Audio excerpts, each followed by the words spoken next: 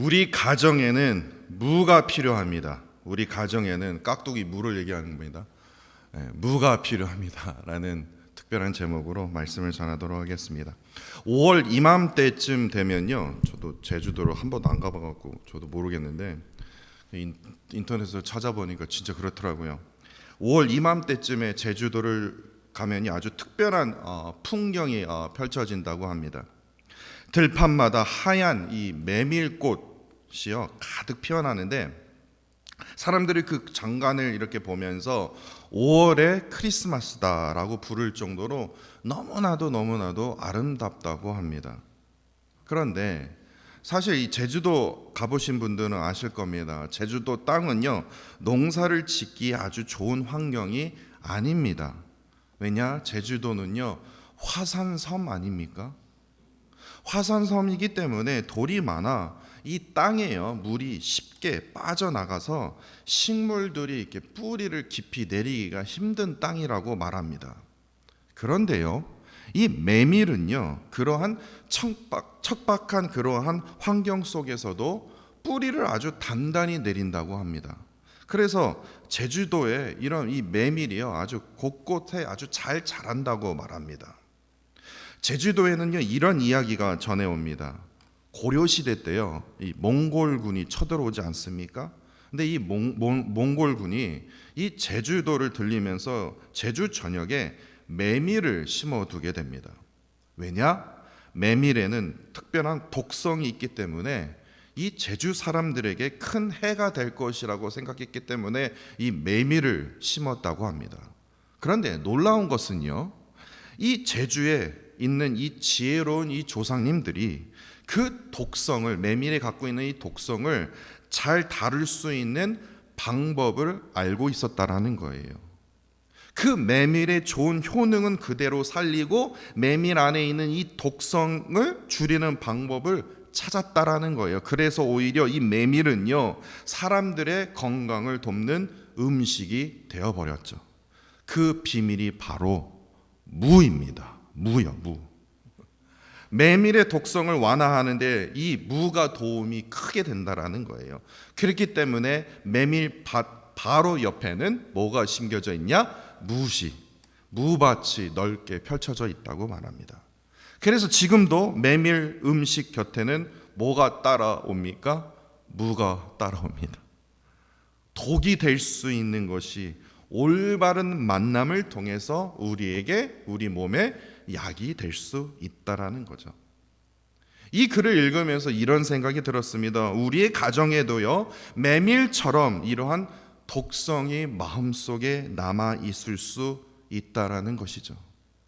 해결되지 않는 부모와의 그 상처, 자녀에 대한 실망과 끊임없는 비교, 무심코 던졌던 그 말이 지금까지도 남긴 그 깊은 그 상처, 이를 통해서 생겨난 오래된 오해와 침묵이 우리 가정 안에, 가정의 관계 안에 여전히 남을 수 있다라는 사실입니다.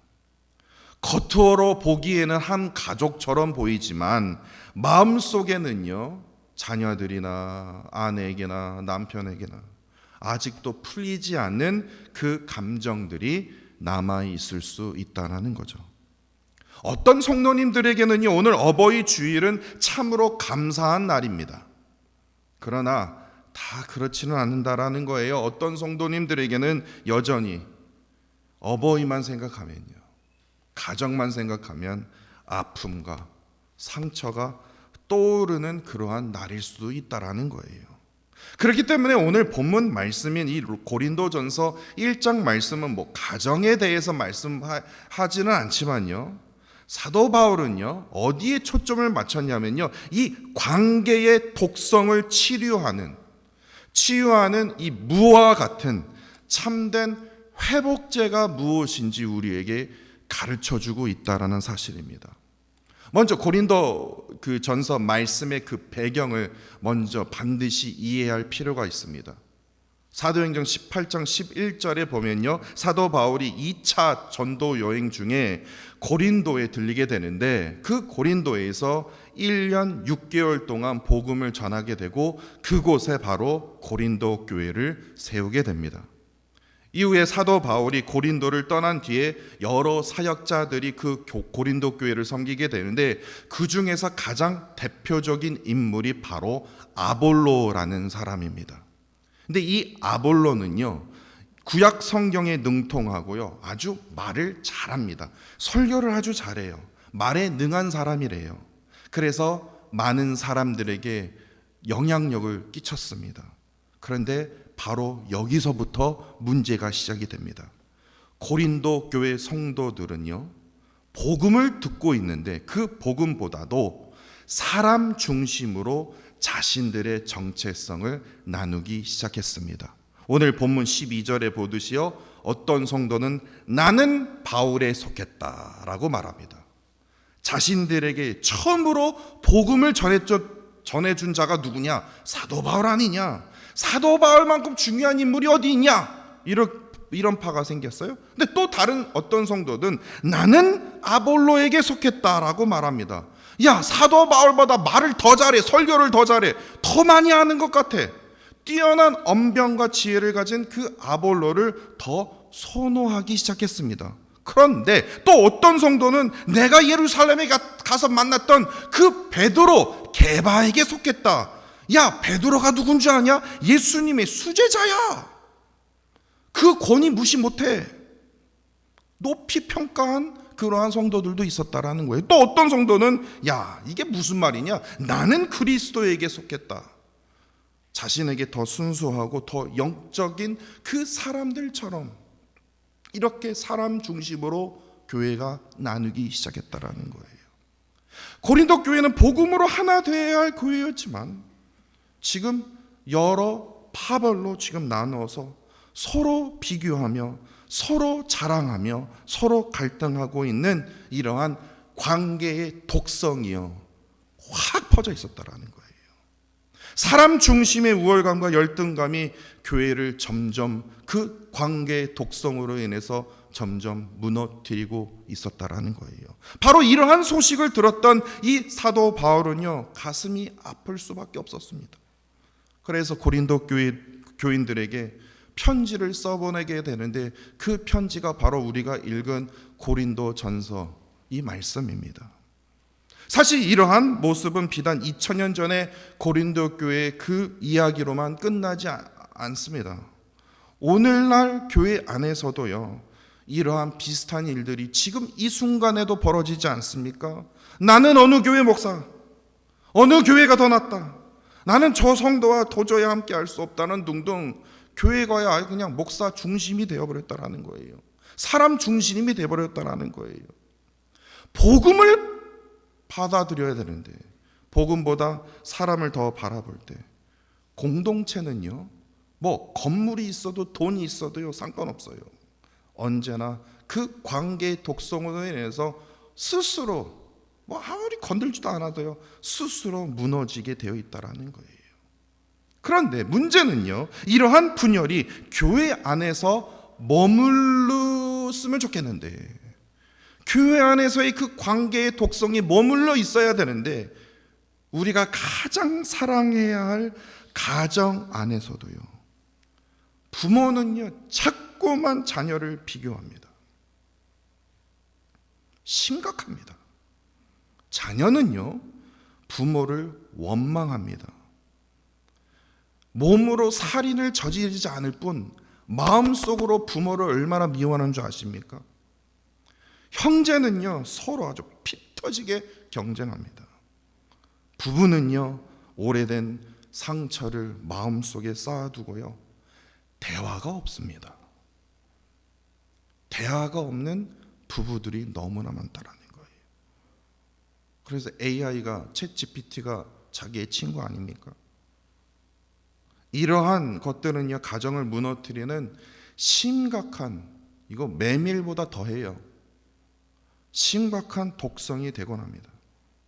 고린도 교회의 문제는 단순한 파벌의 문제가 아니라 하나님보다 사람을 더 중심으로 두었던 그 관계의 문제라고 볼 수 있다라는 겁니다.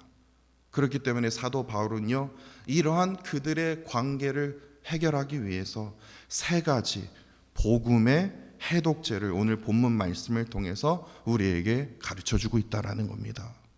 뻔하게 들릴 수 있는 해답일 수 있습니다. 해독제일 수 있어요. 그러나 이것이 얼마나 우리에게 중요한지 한번 들어보세요. 첫 번째, 하나님의 부르심이라는 해독제입니다.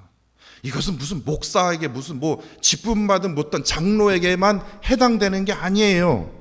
하나님의 부르심이라는 해독제는요, 교회 다니는 하나님을 믿는 모든 성도들에게 해당되는 겁니다. 본문 1절에요, 사도 바울은 자신을 이렇게 소개합니다. 하나님의 뜻을 따라 그리스도 예수 사도로 부름받은 바울. 2절에는요, 고린도 교회 성도들을 이렇게 말합니다.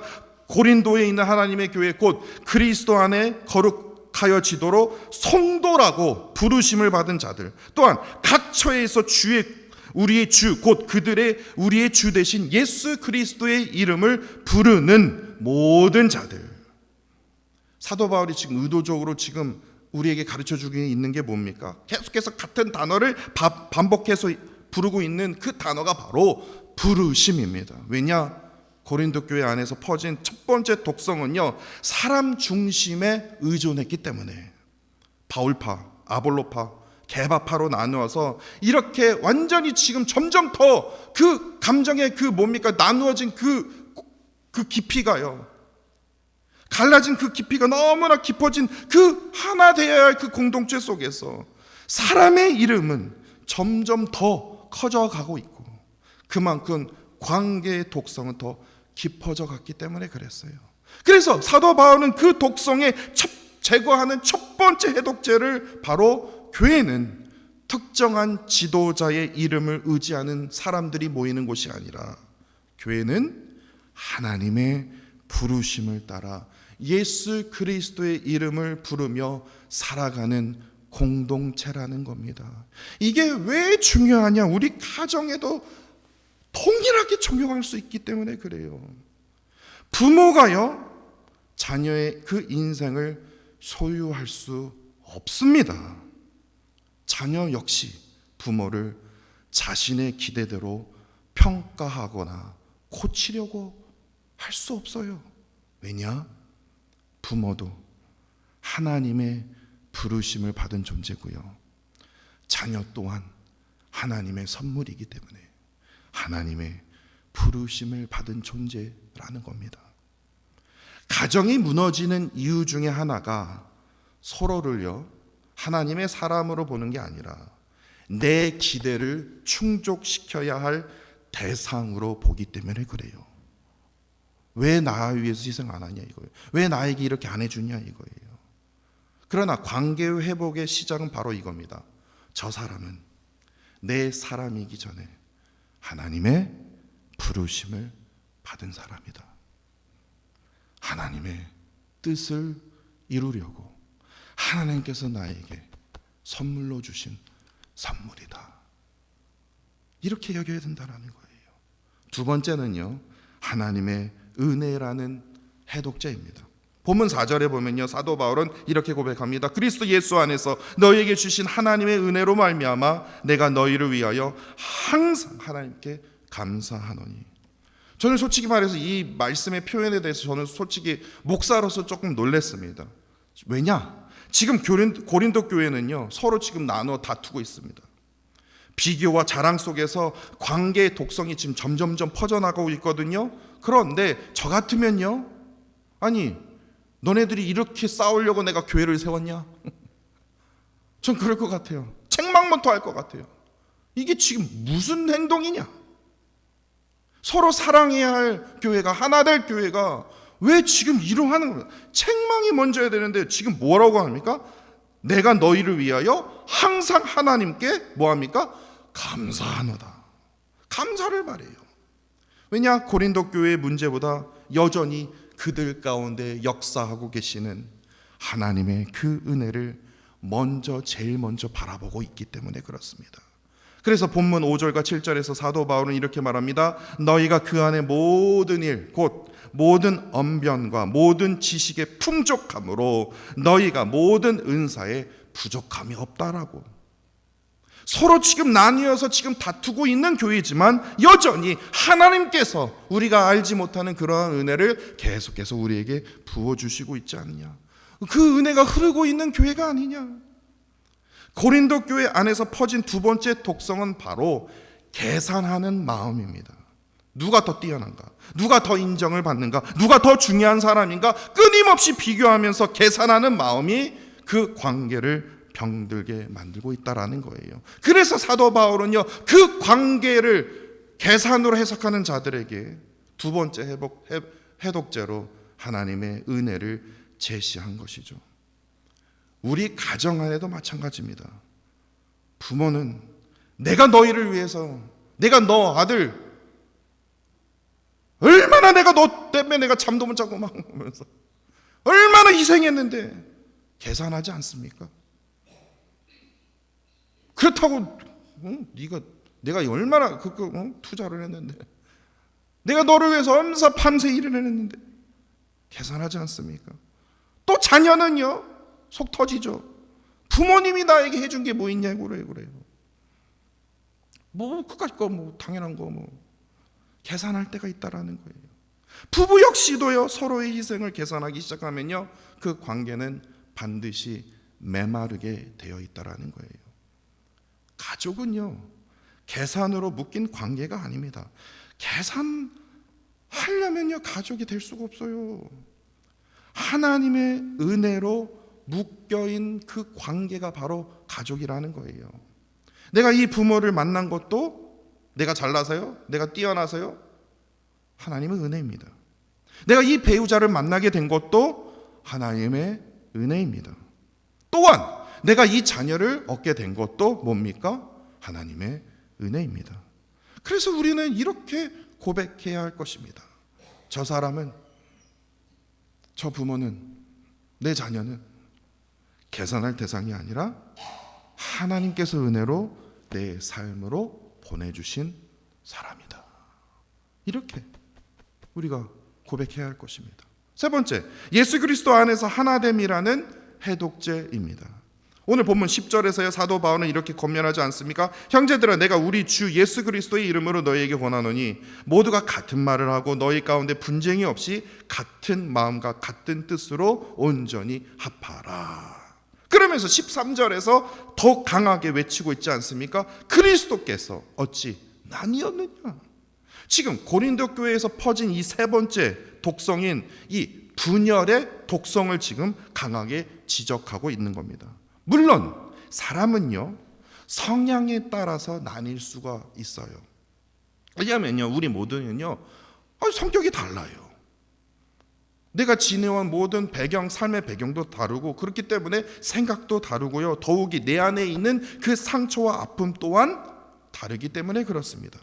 그럼에도 불구하고도 사도 바울은 이렇게 묻습니다. 그리스도가 우리를 너 성격 다르니까 같은 사람끼리 나누게 하셨냐? 나누게 하셨냐? 예수 그리스도는요, 우리를 나누신 분이 아닙니다. 하나 되게 하시는 분이에요. 내가 믿는 그리스도인으로서 계속해서 분열하게 만들고 갈등하게 만들고 나누게 만들면요, 그건 그리스도인이 아닙니다. 하나의 십자가로요, 뭐 아시아인을 위한 십자가, 유럽인들을 위한 십자가 그렇게 만들었냐고, 백인들을 위한 거, 흑인들을 위한 십자가 따로 만들었냐고요. 근데 인간은요, 자꾸만 나눠요. 나눕니다. 하나의 십자가라는 거예요. 예수 그리스도로 인해서 우리는 구원받았고 하나의 복음으로 우리를 부르셨고 동일한 구원의 그 은혜를 우리에게 허락하여 주셨다라는 거예요.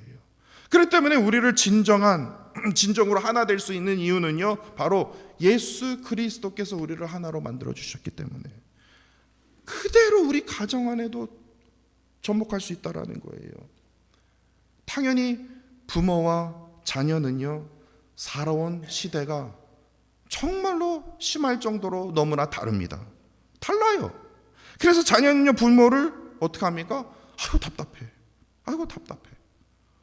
답답하니까 어느 때는요 되게 부끄럽게 여길 때가 많습니다.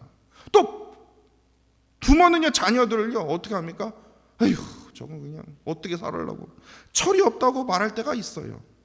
부부는요 자라온 환경이 다르기 때문에 서로 이해하지 못하여 서로 다른 오해와 상처를 가지고 살아갈 때가 많다라는 거예요. 그러나 예수 그리스도의 그 십자가 앞에 서면요 우리는 반드시 이렇게 기억하게 될 것입니다.